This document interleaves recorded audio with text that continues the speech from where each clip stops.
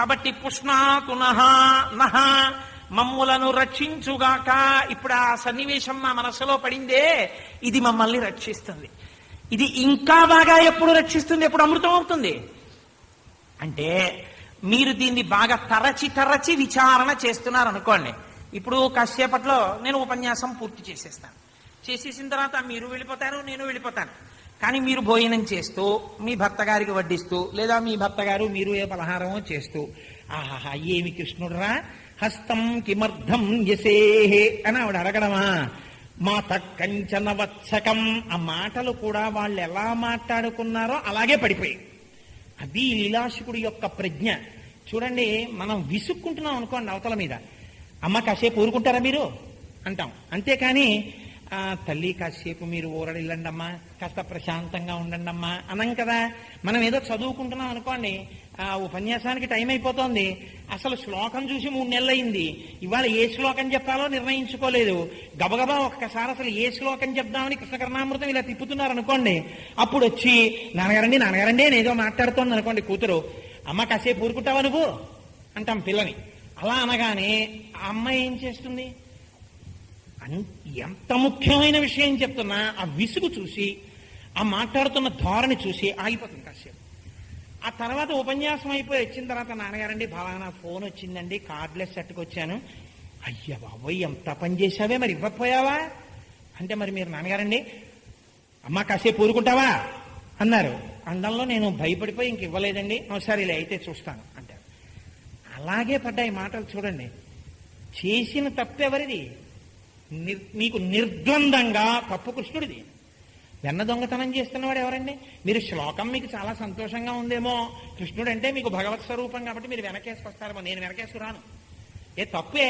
ఇంకోళ్ళింటికి వెళ్ళి వెన్న దొంగతనం చేయడం ఏమిటి? మొదటి తప్పు. ఇప్పుడు చార్ట్ షీట్ ఫ్రేమ్ చేయండి. రెండో తప్పేమిటి? పిల్లలకి పెట్టడం. మూడో తప్పేమిటి? తను తినేయడం. నాలుగో తప్పేమిటి? ఆవిడొచ్చి పట్టుకుని కస్త్వం అని అడిగినప్పుడు ఏ పాపం ఎరగిన బలరాముడిని తీసుకురావడం, నేను కృష్ణుణ్ణి అని చెప్పాలి, మానేసి బలానుజహ నేను బలరాముడి తమ్ముడిని అని చెప్పడం. పాప అన్నయ్యని లాక్కు రావడం ఏంటి? అది ఇంకో తప్పు. పోని ఊరుకుంటాం. ఈ ఇంటికి ఎందుకు వచ్చావు? మన్మందిరా శంకయా, మా ఇల్లు అనుకున్నాను. చెయ్యెందుకు ఎట్టావు? ఆవు దూడ దూరిందేమో అని వెతుకుతున్నాను.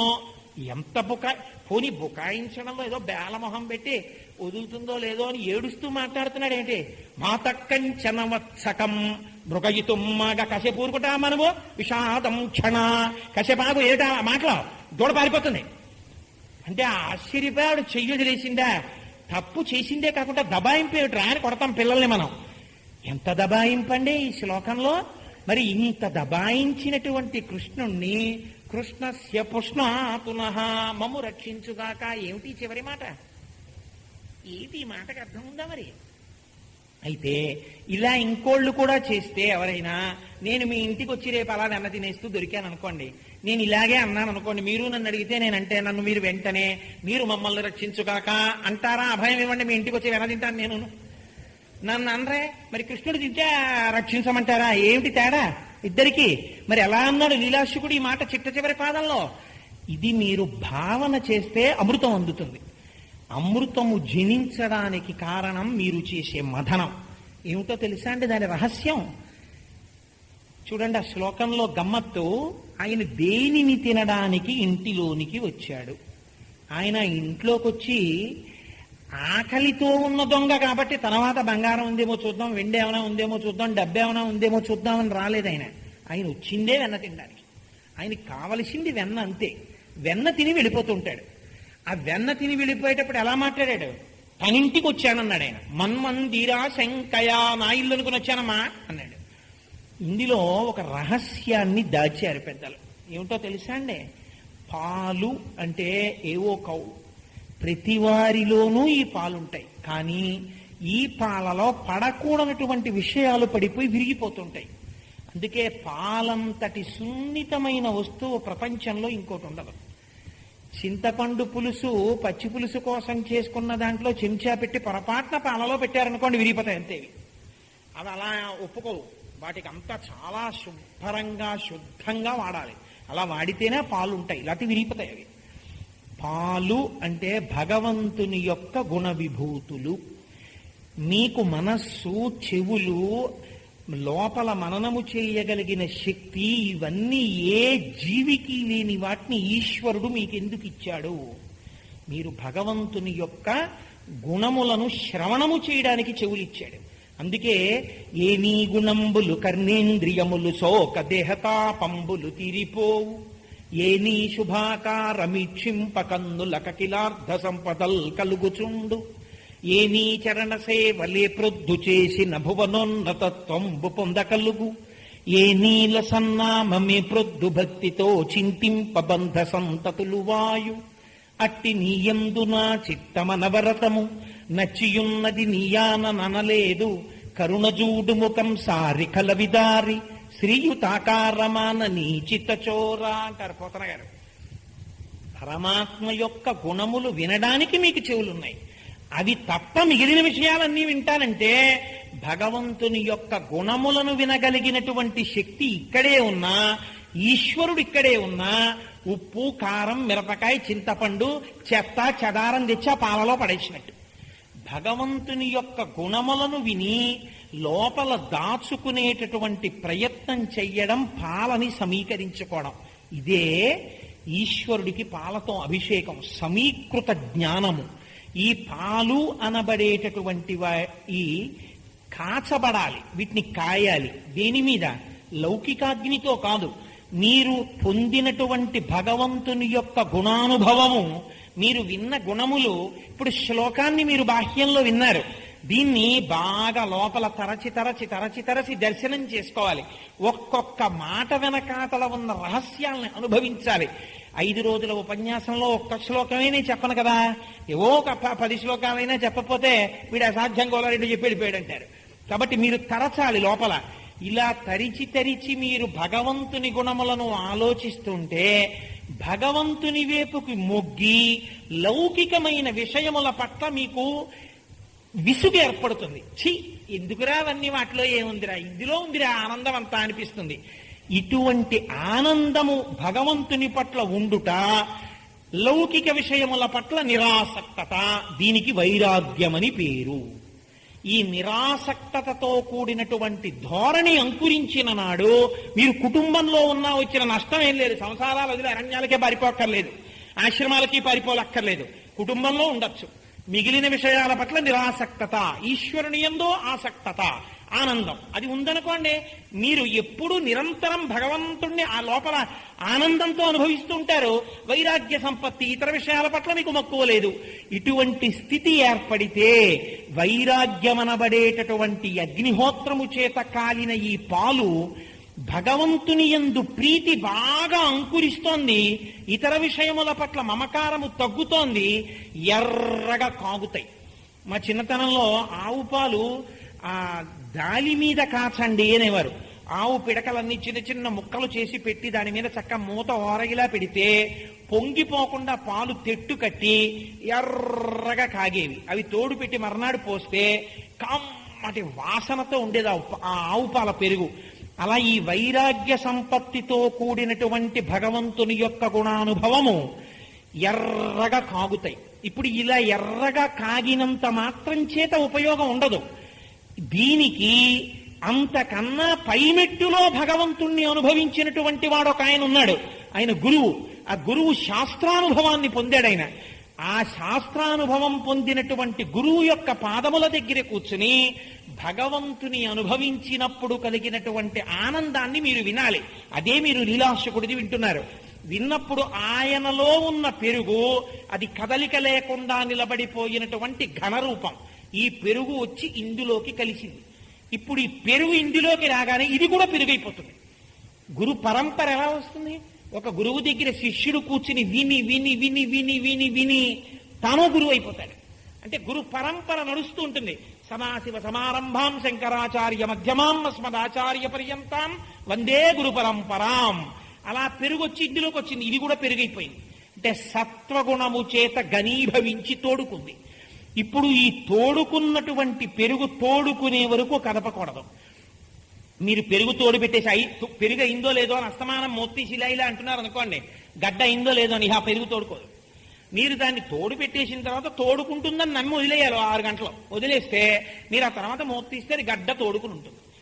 అలా మీరు గురువాక్య శ్రవణం చేసిన తరువాత లోపల దాన్నే వదిలిపెట్టాలి, అదే మననం చెయ్యాలి. మళ్ళీ ఉత్తరక్షణం వెంటనే లౌకిక విషయాలు లోపలికి తెచ్చేసారనుకోండి, కదిలిపోయింది, ఇక తోడుకోదు. గురువాక్య శ్రవణమును లోపల నిలబెట్టాలి మీ యొక్క గుణానుభవంతో. లోపల తోడుకుంటుంది బాగా గట్టిగా. ఇప్పుడు అందులోకి మననమనబడేటటువంటి కవ్వాన్ని దింపి భక్తి అన్న తాడు చుట్టాలి, చుట్టి చిలకాలి. అంటే అలా స్మరణ చెయ్యాలి. అబ్బబ్బా ఏమనుభవించాడ్రా మహానుభావుడు, నిజంగా చిన్ని కృష్ణుడు, ఓ చిన్ని కొప్పు, దానికి ముత్యాల సరాలు, అందులో ఓ నెమలిపించం, అమ్మ కట్టిన చిన్ని పట్టు పంచ, ఆ మెళ్ళో ఒళ్ళో దోపుకున్నటువంటి బొడ్డులో దోపుకున్న పిల్లన గ్రోవి, ఆ చిన్ని చేతులకి వేసిన బంగారు మురుగులు, ఆ చిన్ని చేతులు, దాంతో తీసిన వెన్న ముద్దలు, కుండలోంచి ఆ చేతితో తీస్తే మాత్రం ఎంత వెన్న అయిపోతుంది, ఇంతంత వెన్న వచ్చి ఉంటుంది. ఆ కృష్ణుడి చేతిలో వెన్న చేతుల్లో పెట్టినప్పుడు తిన్నటువంటి ఆ గోపకాంతలు, గోపాల బాలురు ఎంత అదృష్టవంతులో. వాళ్ళ అసాధ్యం కులం వాళ్ళు చూడు, తీరా ఆవిడ వచ్చేటప్పటికి చల్లగా పారిపోయారు. పాపం చిన్ని కృష్ణయ్య దొరికిపోయాడు. అయినా ఎంత బుకాయించేశాడు, అసలు భయం ఉందేమిటి, భయనాశన, ఆయనకి భయం ఏమిటి అని మీరు లోపల అనుభవిస్తుంటే అందులోంచి పైకి తేలింది ఒకటి, అదే వెన్న. ఇప్పుడు ఈ వెన్న ఏం చేస్తుంది, మీరు తీసుకెళ్లి మజ్జిగలో వేసినా పైకి తేలుతుంది, అగ్ని తగిలితే కరిగిపోతుంది. అస్తమానం ఆ భగవంతుణ్ణి తలుచుకుంటే ప్రీతి పొందుతుంది, లౌకిక విషయ సంపర్కం కలిగితే కరిగిపోతుంది, విసుగ్గా ఉంటుంది. ఇప్పుడు ఈ వెన్న ఎవరి కొరకు, ఇది ఎవ్వరి కోసం కాదు, ఈ వెన్న ఈశ్వరుడి కొరకే. ఇప్పుడు ఆ భాండమేది, ఈ శరీరమే భాండము. ఇందులో తేలిన వెన్నయే అలా పరిశ్రమ చేసిన భక్తులు. ఇప్పుడు ఆ భక్తుల హృదయములలో తేలినటువంటి ఆ వెన్న తినడానికి చిన్ని కృష్ణుడు ఎప్పుడూ ఇక్కడే కూర్చుని ఉంటాడు. అలా కూర్చున్న వాళ్ళు కళ్ళు మూసేటప్పటికి మళ్ళీ లీలలు దర్శనం అవుతుంటాయి. అది మీరు పుచ్చుకుంటే మీ మనసు కూడా తోడుకుంటుంది పెరుగులా. ఇది ఆయన వెన్న తినడం.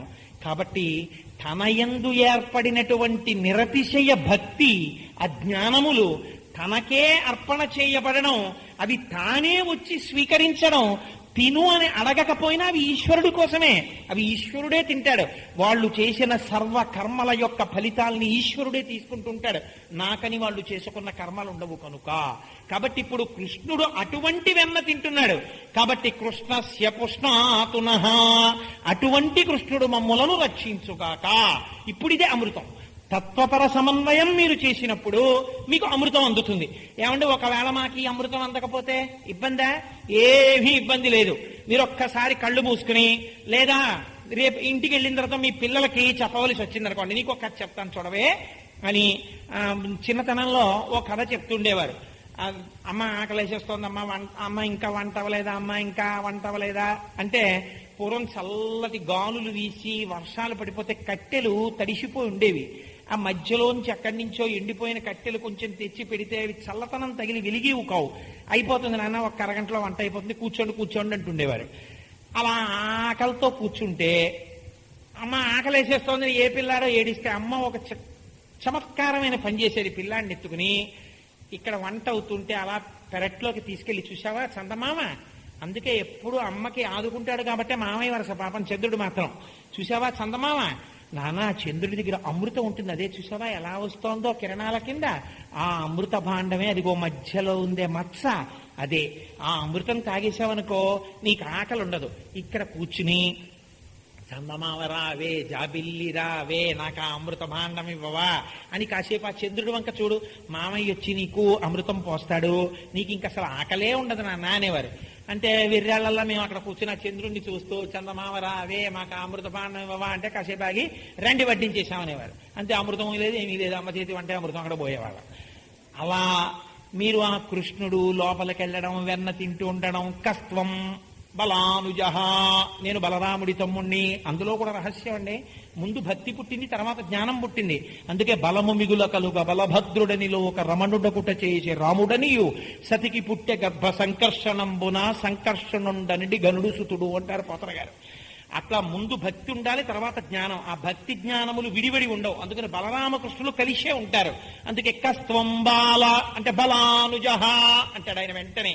ఈ లీల మీరు తలుచుకుని ఇంటికెళ్ళి మీ పిల్లలకి చెప్పారనుకోండి, ఒరే నీకో లీల చెప్తాను చూడరా అని మీరు ఇలా చెప్తుంటే వర్ణించి మీరు డ్రామాటిక్ సీన్ ఒకటి క్రియేట్ చేసి చెప్తాను అనుకోండి, ఆ పిల్లాడు విని పక పక పక పక నవ్వుతాడు.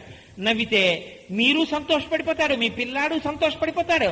ఆ కృష్ణ లీల మీ మనస్సుని పట్టుకుంటుంది. పట్టుకోగానే అదే అమృతాన్ని స్రవిస్తుంది. కాబట్టి అటువంటి సన్నివేశాన్ని మనకి మహానుభావుడు లీలాశకుడు ఇచ్చాడు. మీకు ఇలాంటిదే ఇంకొక శ్లోకాన్ని విజ్ఞాపన చేస్తాను ఇవాళ. కనీసం ఒక 2 శ్లోకాలు చెప్పానన్న తృప్తి నాకుంటుంది.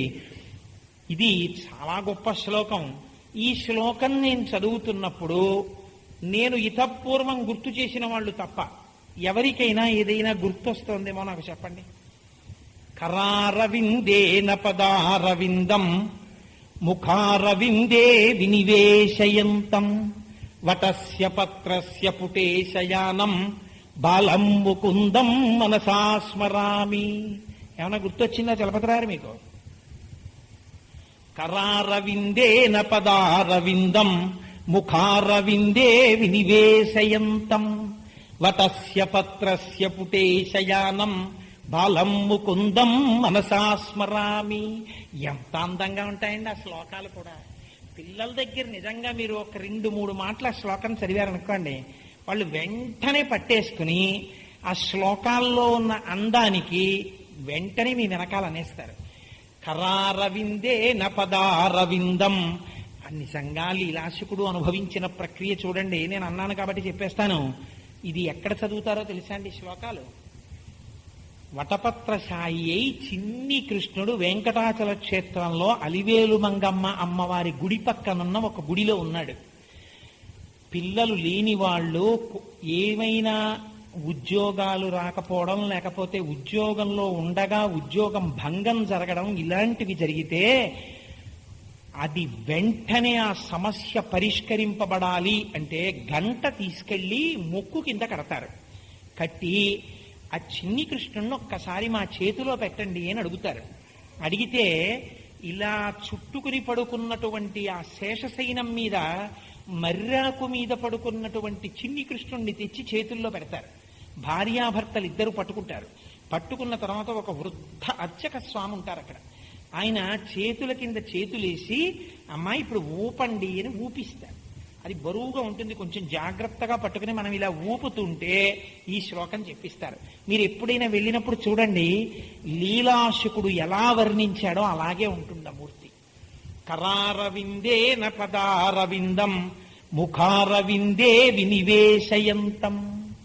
కరారవిందేన, అరవిందము అంటే తామర పువ్వు. తామర పువ్వుకి అనేకమైనటువంటి పేర్లు ఉన్నాయి, కానీ ఆ పేర్లన్నీ వాడలేదు లీలాశకుడు. అరవిందం అన్న మాట వాడారు. అరవిందం అంటే అమరకోశంలో అర్థం ఏమిటో తెలుసా అండి? కేసరములు కలిగినటువంటి దాన్ని అరవిందము అని పిలుస్తారు. కరారవిందేన, ఆ చిన్ని కృష్ణుడు మర్రాకు మీద పడుకుని ఉంటాడు. ఈ స్వరూపాన్ని వటపత్రశాయి అని పిలుస్తారు. ఇప్పుడు ఆ వటపత్రశాయిని ధ్యానం చేస్తున్నాడు ఆయన. ఎటువంటి వటపత్రశాయి అంటే లోకాలన్నీ లయమైపోతాయి, అంటే ప్రళయ జలములు అని ఆ జలములు వచ్చి ముంచెత్తేస్తాయి. లోకంబులు లోకేశులు లోకస్తులు తెగిన తుది అలోకంబగు పింజీకటి కావలయవ్వండే కకృతి వెలుగు అతని నేసేవింతున్నంటారు పోతన గారు. లోకాలన్నీ చీకటైపోయి ప్రళయ జలాలతో మునిగిపోయిన తరువాత ఒక మర్రాకు ఒకటి తేలుతూ ఉంటుంది. ఈ నీళ్ల మీద తేలుతున్నటువంటి మర్రాకు మీద ఒక చిన్ని కృష్ణుడు పడుకుని ఉంటాడు. ఈ పడుకున్న కృష్ణుడు నిద్రపోతూ ఉంటాడు. ఎంత చిత్రంగా ఉంటుందంటే ఆ మూర్తి మీరు చూసి తీరాలి ధ్యానంలో. ఆ చేత్తో కాలు పట్టుకుంటాడు. పట్టుకుని ఆ కాలు బాగా దగ్గరగా లాక్కుని కాలి బొటన వేలుని తన నోట్లో పెట్టుకుని చీకుతూ ఉంటాడు. అలా నోట్లో చీకుతుంటే ఈ కాలు ఇలా తీసి నోట్లో పెట్టుకున్నాడేమో ఈ తొడంతా కనపడుతుంటుంది. అమ్మ కట్టినటువంటి చిన్ని లంగోట లాంటిది ఒకటి ఉంటుంది. పెట్టుకుని ఒక కాలు మాత్రం ఇలా చాపి కొంచెం వంచి పడుకుంటాడు. పడుకుని ఈ 2 చేతులతోటి ఇలా పట్టుకుని ఆ బొటన వేలు చీకుతుంటాడు. ఇలా చీకుతూ పడుకున్నటువంటి కృష్ణుడు ఎవరున్నాడో ఆయనని వటపత్రశాయి అని పిలుస్తారు. ఈ వటపత్రశాయి ఎందుకు అలా ఉండాలి? ఇది వర్ణన చేస్తున్నాడు విలాసకుడు. ఆయనకి దర్శనమైంది మనస్సులో. ఎలా దర్శనమైందిట? కరారవిందే నపదారవిందం. ఆయనకి రెండూ తామర పువ్వుల్లాగే కనపడుతున్నాయి. కర అరవిందం, చెయ్యి తామర పువ్వులాగే ఉంది, పాదము తామర పువ్వులాగే ఉంది. ఎందుకు తామర పువ్వులా ఉంది? అరవిందం అంటే కేసరములు ఉన్నది, చేతికి వేళ్లున్నాయి. అందుకని చిన్ని కృష్ణుడు. మీరు చూడండి, సంటి పిల్లలు ఉంటారు, వాళ్ళు సాధారణంగా గుప్పిళ్ళు ఇలా మూసుకుని పడుకుంటారు. ఈ గుప్పిళ్ళు ఇలా మూసుకుని ఉన్నప్పుడు ఆ చిన్ని చెయ్యి ఇలా పట్టుకుంటే మెత్తగా ఉంటుంది. ఆ మెత్తగా ఉన్న చెయ్యికో ఇంత చిన్న అరిచెయ్యి, ఆ అరిచేతికి ఉన్నటువంటి వేళ్లు మీరు పువ్వుల పొట్లం విప్పినట్టు ఇలా విప్పారనుకోండి, విప్పితే సన్నగా పెసరకాయలంతంత వేళ్ళు, ఆ పెసరకాయలంతంత వేళ్లకు మళ్ళీ ఇంతింటి చిన్ని చిన్ని తెల్లటి గోళ్ళు. ఆ గోళ్ళు మెత్తగా ఇలా అంటే నొక్కుకుంటున్నట్టుగా ఉంటాయి పసిపిల్లలకి. అంత చిన్ని చిన్ని బుజ్జి బుజ్జి చేతులు, అంత చిన్న చేత్తో అంత చిన్న కాలు పట్టుకుని ఆ కాలు ఇలా పైకెత్తితే ఈ చెయ్యి తామర పువ్వులా ఉంది, ఇలా వేళ్లు కనపడుతుంటే కేసరముల్లా ఉన్నాయి. ఆ పట్టుకున్న కాలు అదో తామర పువ్వులా ఉంది, దానికి వేళ్లున్నాయి. అందుకని అది కేసరములతో కూడిన తామర పువ్వులా ఉంది. ఇప్పుడు ఆయన ఈ కాలు పట్టుకుని చేత్తో ఇలా ముందుకి తీసుకుని ఆ బొటన వేలు నోట్లో పెట్టుకున్నాడు. కరారవిందే నపదారవిందం ముఖారవిందే వినివేశయంతం. ఇప్పుడు ముఖం ఎలా ఉందిట? అదో అరవిందం, అదో తామర పువ్వులా ఉందిట. అదేమిటి ముఖారవిందే అలా ఎలా ఉంటుంది అంటే, ముఖమునందు నేత్రములున్నాయి, వీటికి ఈ కను పాపకి ఈ వెంట్రుకలు ఉంటాయి. ఈ కళ్ళు తెరిచి పడుకునున్నాడేమో, ఇవి కనపడుతున్నాయి.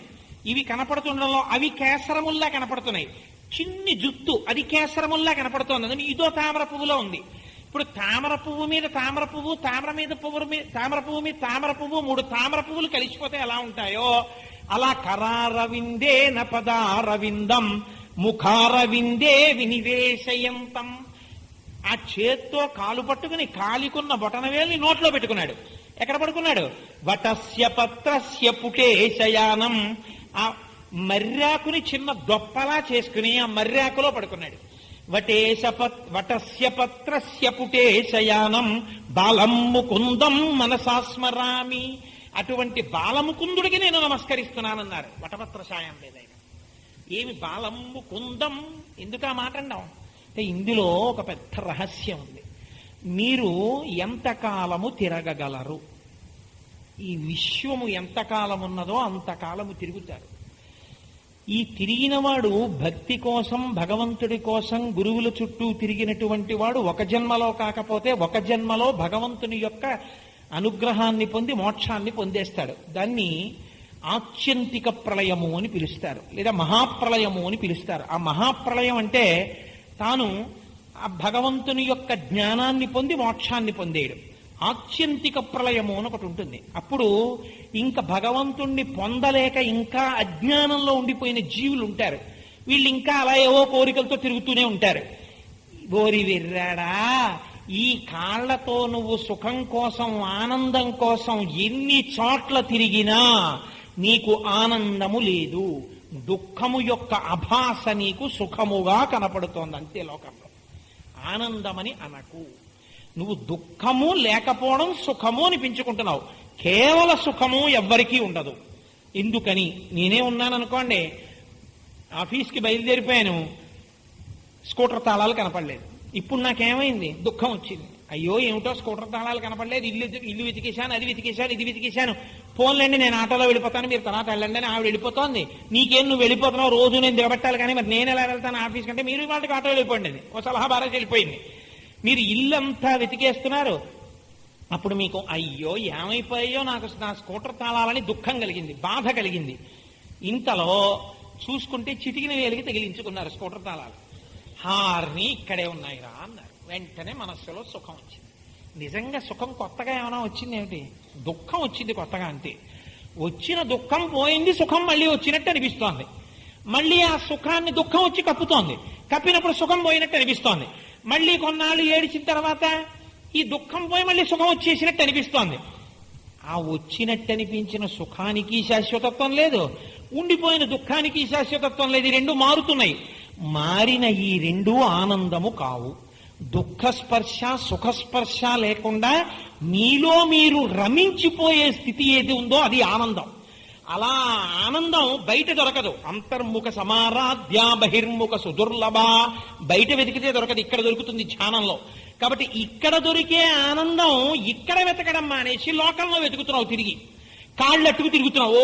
తిరిగితే దొరకదు. కాబట్టి ఎప్పుడు దొరుకుతుంది అంటే ఈ కాలి బొటన వేలిని తన నోటిలో పెట్టుకున్నాడు. అంటే కాలు తిరగడం మానేసి లోపల ఆంతరమునందు ఉన్నటువంటి ఈశ్వరుణ్ణి దర్శనం చేయడానికి ధ్యానం వైపుకి నువ్వు నడిస్తే నీకు నిజమైన ఆనందము అక్కడ దొరుకుతుందని నాకు చెప్పి ఆ ఆనందానుభవమే మోక్షముగా చేసి నాకు మోక్షమిచ్చిన మహానుభావుడెవరున్నాడో, నాకు ఈ జ్ఞానమును బోధ చేసిన జగద్గురు ఎవరున్నాడో అటువంటి బాలం ముకుందం మనసా స్మరామి.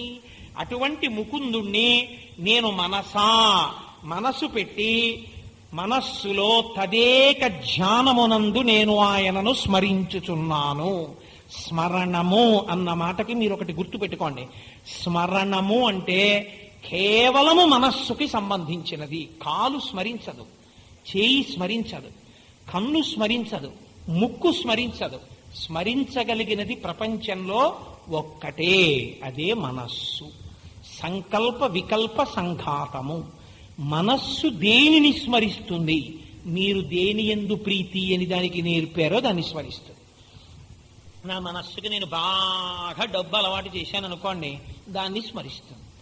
నా మనస్సుకి భార్య యందు ప్రీతి అలవాటు చేశాను అనుకోండి, దాన్ని స్మరిస్తుంది. పిల్లల్ని అలవాటు చేశారనుకోండి, పిల్లల్ని స్మరిస్తుంది.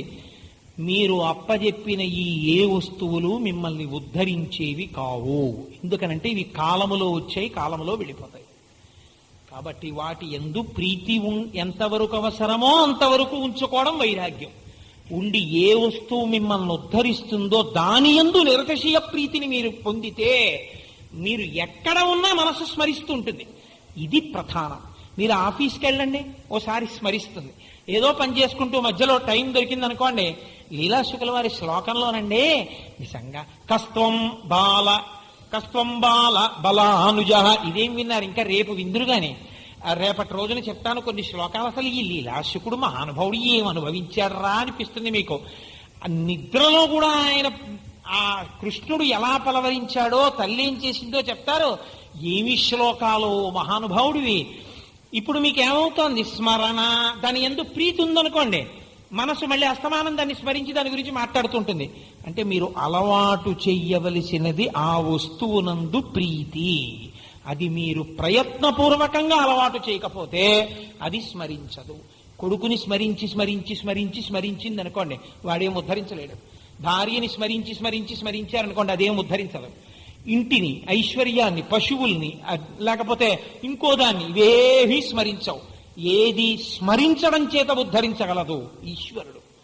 కాబట్టి కరారవిందే నపదారవిందం ముఖారవిందే వినివేశయంతం వటస్య పత్రస్య పుటేశయానం బాలం ముకుందం మనసా స్మరామి. మనసా ఏదో బరువుగా తప్పక వాడు అన్నాడు కదా బాగుండదు అని స్మరించడం కాదు. మనసా ఉండబట్టలేక తనకి ప్రీతిపాత్రమైన వస్తువు దగ్గరికి మనస్సు తనంత తానుగా ఎలా చేరిపోతుందో, మీ ప్రయత్నం ఎలా అక్కర్లేదో అలా బహుప్రీతితో నా మనస్సు ఆ బాలముకుందుడిని స్మరించుగాక అని లీలాశుకులు ప్రార్థన చేశారు. అంటే మనని కూడా ఏ స్థితిని పొందమని అడుగుతున్నారు లీలాశుకులు? అటువంటి స్థితిని నీవు పొంది ఈశ్వరానుగ్రహము చేత మనుష్య జన్మలో తరించదవుగాక. ఇది వారి సందేశం. కాబట్టి లీలాశుకుని యొక్క కృష్ణకర్ణామృతం శ్రీకృష్ణ కర్ణామృతమే. ఇప్పుడు మళ్ళీ ఇంకొక శ్లోకాన్ని నేను తీసుకుంటే ఆ శ్లోకానికి బాహ్యార్థం చెప్పి అంతరార్థం చెప్పడానికి అవకాశం ఉండదు కనుక రేపటి రోజున మళ్ళీ నేను వేరొక శ్లోకంతో ఉపన్యాసాన్ని ప్రారంభం చేస్తాను. మంగళాశాసనపరై మదాచార్య పురోగమై సర్వైశ్చ పూర్వైరాచార్యై సత్కృపాయాస్తు మంగళం. మంగళం కోసలేంద్రాయ మహనీయ గుణాత్మనే చక్రవర్తి తనూజాయ సర్వభౌమాయ మంగళం. ఉమాకాంతాయ కాంతాయ కామితార్థప్రదాయినే శ్రీగిరీశాయ దేవాయ మలినాథాయ మంగళం. కరచరణ కృతం వా కర్మ వాక్కాజం వా శ్రవణనైనజం వా మానసం వాపరాధం విహితమ విహితం వా సర్వమేత్తక్షమస్వ శివ శివ కరుణాబ్ధే శ్రీ మహాదేవ శంభో. సర్వం శ్రీ ఉమామహేశ్వర పరబ్రహ్మార్పణమస్తు. స్వస్తి.